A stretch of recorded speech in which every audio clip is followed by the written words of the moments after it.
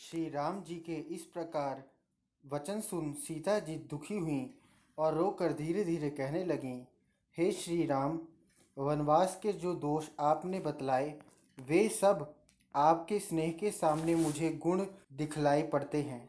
मृग, सिंह, गज, शार्दूल, शरभ, पक्षी और नील गायें तथा अन्य वन में रहने वाले जीव जंतु स्वयं ही हे राघव आपके इस अपूर्व रूप को देख और भयभीत हो भाग जाएंगे, क्योंकि आपसे तो सब ही डरते हैं। मुझको बड़े लोगों का यह आदेश है कि मुझे सदा आपके साथ अवश्य चलना चाहिए, नहीं तो मुझे आपके वियोग में प्राण त्याग देना पड़ेगा। जबकि मैं आपके साथ रहूंगी तब देवताओं के स्वामी इंद्र भी अपने पराक्रम से मेरा कुछ नहीं कर सकते।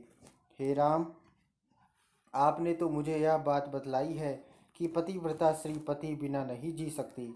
हे महाप्राज्य, पिता के घर रहते समय ब्राह्मणों से मैंने यह बात सुनी थी कि मुझे वन में निश्चय ही रहना पड़ेगा। हे महाबलवान, सामुद्रिक जानने वाले ब्राह्मणों को कहते मैं पहले ही यह सुन चुकी हूँ, अतः वन जाने का मेरा उत्साह तभी से है। सो वनवास की आज्ञा मुझे अवश्य लेनी ही चाहिए। अतः हे प्रिय, मैं आपके साथ चलूंगी, इसके विपरीत नहीं हो सकता। आपके साथ वन जाने ही से मैं गुरुजनों की आज्ञा पालन करने वाली हो सकूंगी। ब्राह्मणों की भविष्यवाणी के सत्य होने का यह समय भी उपस्थित हो गया है। हे वीर, यह मुझे मालूम है कि वनवास में बड़े बड़े कष्ट होते हैं, किंतु ये दुख होते उन्हीं को हैं जो अजितेंद्रिय हैं, न कि आप सरीखे पुरुषों के साथ। जब मैं पिता के घर थी तब मैंने एक साधुव्रती तपस्विनी के मुख से माता के सामने अपने इस वनवास की बात सुनी थी। हे प्रभु, कई बार वन क्रीड़ा के लिए मैं आपसे प्रार्थना भी कर चुकी हूँ, सो अब यह अवसर आया है, अतः मेरी प्रार्थना मान मुझे अपने साथ वन ले चलिए। हे राघव, आपका मंगल हो। अब आपके साथ वन जाने का अवसर प्राप्त हुआ है और वनवास में आपकी सेवा भी करना मुझे बहुत रुचता है। हे ईर्ष्यादि रहित स्वामिन, अपने प्रीति युक्त स्वभाव से आपके पीछे गमन करती हुई मैं पाप रहित हो जाऊंगी, क्योंकि यह प्रसिद्ध बात है कि मेरे लिए आप ही मेरे देवता हैं। इस लोक का तो कहना ही क्या है, परलोक में भी आपके साथ रहकर शोभा को प्राप्त होंगी। यह बात मैंने यशस्विन पवित्र ब्राह्मणों के मुख से सुनी है। इस लोक में विवाहों की विधि के अनुसार पिता जिस स्त्री को जिस पुरुष को दे देता है, परलोक में भी वही स्त्री उस पुरुष की होती है। अतः अपनी सदाचारिणी पतिव्रता स्त्री मुझको अपने साथ ले चलना आपको क्यों नहीं रचता? इसका कारण क्या है? हे काकुत्स्थ, आप में पूर्ण भक्ति रखने वाली, दीन सुख दुख में समान रहने वाली और आपके सुख में सुखी तथा आपके दुख से दुखी मुझको आप अपने साथ ले चलिए। यदि आप मुझ दुखिनी को अपने साथ वन न ले चलोगे तो मैं विष खाकर या अग्नि में जलकर अथवा पानी में डूबकर प्राण दे दूंगी। इस प्रकार श्री रामचंद्र जी के साथ वन जाने के लिए सीता जी बहुत प्रार्थना करती थी, परंतु श्री रामचंद्र जी उनको अपने साथ वन में ले जाने को राजी नहीं होते थे। तब सीता जी श्री रामचंद्र जी को असम्मत देख अत्यंत चिंतित हुई और उनके नेत्रों से निकली हुई गरम गरम अश्रुधारा पृथ्वी को तर करने लगी, अर्थात उनके आंसू से वहां की जमीन तर हो गई। सीता जी को चिंतित और मारे क्रोध के लाल लाल ऊँट किए देख श्री रामचंद्र जी ने सीता जी को बहुत समझाया, जिससे वे उनके साथ वन न जाएं।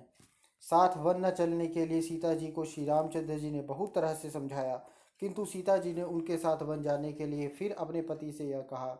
वीरवर श्री रामचंद्र जी से डर के मारे कांपती हुई जानकी जी ने प्रेम और अभिमान के साथ उपहासपूर्ण वचन कहे कि हे राम, यदि मेरे पिता मिथिलेश यह जानते कि आप आकार मात्र के पुरुष हैं और व्यवहार में स्त्री हैं, तो वे कभी मेरा विवाह आपके साथ कर आपको कभी अपना दामाद न बनाते। अर्थात आप पुरुष होकर वन में मेरी रक्षा न कर सकेंगे, यह कहना आप जैसे वीरवर पुरुष को शोभा नहीं देता। खेद की बात है, लोग अज्ञानवश कहने लगे कि राम सूर्य के समान तेजस्वी देख पड़ते हैं, किंतु इनमें वास्तव में तेज है ही नहीं। हे राम, आप किस लिए इतने उदास हो रहे हैं, अथवा आप किस बात के लिए इतने डर रहे हैं कि जो मुझ जैसी अपनी अनन्य भक्ता को यहाँ छोड़कर वन जाना चाहते हैं? वीरवर, राजा द्युमत सेन के पुत्र सत्यवान में सावित्री के तुल्य मुझे भी अपने वश में जानो। अर्थात द्युमत सेन के पुत्र सत्यवान के पीछे पीछे सावित्री जैसे वन को गई थी, वैसे ही मैं भी आपके पीछे पीछे चलूंगी। हे अनघ, मैंने आपको छोड़ पर पुरुष को देखने की कभी मन में भी कल्पना नहीं की। जैसे कि कुल कलंकिनी स्त्रियां पर पुरुषरत होती हैं, वैसे मैं नहीं हूँ, अतः मैं आपके साथ चलूंगी। हे श्री राम, बहुत दिनों से आपके पास रहने वाली कौमारावस्था ही में आपके साथ विवाहित मुक्त सती पतिव्रता को नट की तरह आप अपने से भिन्न पुरुष अर्थात भरत के पास छोड़ना क्यों चाहते हैं? हे अनघ, आप जिसका हित चाहते हैं और जिसके कारण आपके राज्याभिषेक में बाधा पड़ी, अर्थात कैकेयी माता और भरत उसके वश में और उसके आज्ञाकारी आप ही बने। मैं उसके वश में होना अथवा उसकी आज्ञानुवर्तिनी बनकर नहीं रहना चाहती। अतः आप मुझे अपने साथ ही वन में ले चलिए। चाहे आप तप करें, चाहे आप वनवास करें और चाहे स्वर्गवास करें, मुझे तो आपके साथ ही रहना उचित है। मुझे मार्ग चलने में कुछ भी परिश्रम न होगा, प्रत्युत आपके पीछे पीछे चलने से मुझे ऐसा सुख जान पड़ेगा जैसा कि बागों में घूमने फिरने से अथवा आपके साथ शयन करने से प्राप्त होता है। हे श्री राम, कुशकाश, सरपत, मूंज तथा अन्य और भी जो कंटीले वृक्ष हैं, वे आपके साथ रास्ता चलने पर मुझे रुई और मृगचर्म की तरह कोमल जान पड़ेंगे। हे श्री राम, आंधी से उड़कर जो धूल मेरे शरीर पर आकर पड़ेगी, उसे मैं आपके साथ रहकर उत्तम चंदन के समान समझूंगी। मैं जब आपके साथ हरी हरी घास के बिछौनों पर सोऊंगी, तब मुझे पलंग पर बिछे हुए मुलायम गलीचे पर सोने जैसा सुख प्राप्त होगा। जो कुछ थोड़े अथवा बहुत शाक या फल आप स्वयं ला दिया करेंगे, वे ही मुझे अमृत जैसे स्वादिष्ट जान पड़ेंगे। वन में ऋतु फलों का, ऋतु पुष्पों का उपभोग करती हुई मैं ना तो माँ की, ना बाप की और ना घर ही की याद करूंगी। मेरे कारण वन में आपको ना कुछ भी क्लेश होगा और ना आपको शौच में ही बाधा देगा और ना मुझे खिलाने पिलाने की चिंता ही आपको करनी पड़ेगी। बहुत कहाँ तक कहूँ, आपके साथ रहने में मुझे सर्वत्र स्वर्ग के समान सुख है और आपके बिना सब जगह नरक के समान दुख है। बस आप यही विचार कर और प्रसन्नतापूर्वक मुझे अपने साथ वन में ले चलिए। यदि आप मुझे, जिसे वन संबंधी किसी भी बात का भय नहीं है, अपने साथ ले चलने को राजी ना हुए, तो मैं आप ही के सामने विष पीकर प्राण त्याग दूंगी, किंतु वैरियों की होकर मैं न रहूंगी। हे नाथ, आपके जाने के बाद भी तो दुख से मुझे मरना ही है। आप द्वारा परित्यक्ता मुझ जैसी के लिए मरना ही अच्छा है। मैं आपके वियोग के शोक को मुहूर्त भर भी नहीं सह सकती, तब 14 वर्ष के वियोग जन्य दुख को मैं क्यों कर सह सकूंगी? सीता जी शोक से संतप्त हो बारंबार करुणापूर्ण विलाप कर और श्री रामचंद्र जी को आलिंगन कर उच्च स्वर से रुदन करने लगी। उस समय श्री रामचंद्र जी के वचनों से विष में बुझे बाण से हथनी की तरह विद्ध जानकी जी के बहुत काल से रुके हुए आंसू वैसे ही प्रकट हुए जैसे अरणी से आग प्रकट होती है। जानकी जी के नेत्रों से स्फटिक पत्थर जैसे सफ़ेद आंसुओं की बूंदें वैसे ही गिरीं जैसे कमलों से पानी की बूंदें टपकती हैं। उस समय प्रबल शोक की आग से पूर्णिमा के चंद्र के समान चमचमाता हुआ सीता जी का मुखमंडल जल से निकाले हुए कमल की तरह मुरझा गया। तब श्री रामचंद्र जी ने मूर्छित प्राय और शोक विकल जानकी जी को अपनी दोनों भुजाओं से आलिंगन कर उनको विश्वास दिलाते हुए कहा, हे देवी, तुम्हें कष्ट देकर मुझे स्वर्ग की भी चाहना नहीं है। आप जो चाहती हो कि डर के मारे मैं आपको वन नहीं ले जाना चाहता, सो ठीक नहीं, क्योंकि मुझे कुछ भी भय नहीं है। जिस प्रकार ब्रह्मा जी किसी से नहीं डरते, वैसे ही मैं भी सब प्रकार से निर्भय हूँ। आपका यह कहना भी ठीक नहीं कि आप हजारों का पालन और रक्षा कर सकते हो, तब क्या वन में मुझ अकेली की रक्षा और पालन न कर सकोगे? क्योंकि मैं सब भांति आपकी रक्षा कर सकता हूँ, किंतु मुझे आपके मन का अभिप्राय मालूम नहीं था, इसीलिए मुझे आपका वन में रहना पसंद नहीं था। यदि आप मेरे साथ वन के लिए ही बनाई गई हो अथवा आपके भाग में यदि मेरे साथ वन में ही लिखा है, तो मैं आपको छोड़ वैसे ही नहीं जा सकता जैसे शीलवान अपनी कीर्ति नहीं छोड़ सकता। हे गजना सोरू, पहले के सज्जन लोग जैसा धर्माचरण कर चुके हैं, उसी का अनुसरण मैं भी करूँगा और आप भी करें। जैसे सुवर्चला देवी सूर्य भगवान का अनुसरण करती हैं, वैसे ही आप भी मेरा अनुसरण करें। हे जनक नंदिनी, मैं अपनी इच्छा से वन नहीं जा रहा, किंतु सत्य के पाश में बंधे हुए पिता की आज्ञा का पालन करने के लिए मैं वन जा रहा हूँ। हे सुश्रोणी, माता पिता का कहना मानना ही पुत्र के लिए धर्म है। पिता माता की आज्ञा को उल्लंघन कर मैं जीना भी नहीं चाहता।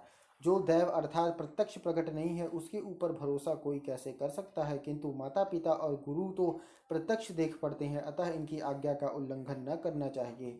जिनकी अर्थात माता पिता और गुरुजनों की आराधना करने से अर्थ, धर्म और काम, इन तीनों की प्राप्ति होती है और जिनकी आराधना करने से तीनों लोकों की आराधना हो जाती है, उनकी आराधना से बढ़कर पवित्र कार्य इस पृथ्वी तल पर दूसरा कोई नहीं है। इसीलिए मैं इनकी आराधना करता हूँ। हे सीते, सत्य, दान, मान और दक्षिणा सहित यज्ञ परलोक प्राप्ति के लिए इतने हितकर नहीं जितने कि पिता आदि गुरुजनों की सेवा है। अर्थात पिता आदि गुरुजनों की सेवा करने से परलोक में जो फल प्राप्त होता है वह फल सत्य बोलने, दान, मान आदि करने से अथवा दक्षिणा सहित यज्ञ करने से प्राप्त नहीं होता। जो लोग पिता माता आदि गुरुजनों की सेवा किया करते हैं उनके लिए केवल स्वर्ग आदि लोग, धन धान विद्या संतान आदि के सुख ही नहीं किंतु उनको कोई भी वस्तु दुर्लभ नहीं है। जो महात्मा लोग माता पिता की सेवा किया करते हैं उनको देवलोक, गंधर्व लोक, गोलोक, ब्रह्मलोक तथा अन्य लोगों की भी प्राप्ति होती है। अतः सत्य मार्ग में स्थित मेरे पिता मुझे जो आज्ञा दे मुझे तदनुसार ही करना चाहिए, यही सनातन धर्म है। हे सीते, प्रथम तो तुम्हारे मन का अभिप्राय न जानने के कारण मेरी इच्छा तुम्हें अपने साथ वन में ले चलने की न थी, किंतु अब मैंने तुम्हारी दृढ़ता देख तुम्हें अपने साथ दंडक वन में ले चलने का भली भांति निश्चय कर लिया है। क्योंकि जब आप वन जाने के लिए ही बनाई गई हैं, तब हे लाल लाल नेत्रों वाली, आप मेरे साथ वन को चलें और मेरे धर्मानुष्ठान में आप भी योग दें।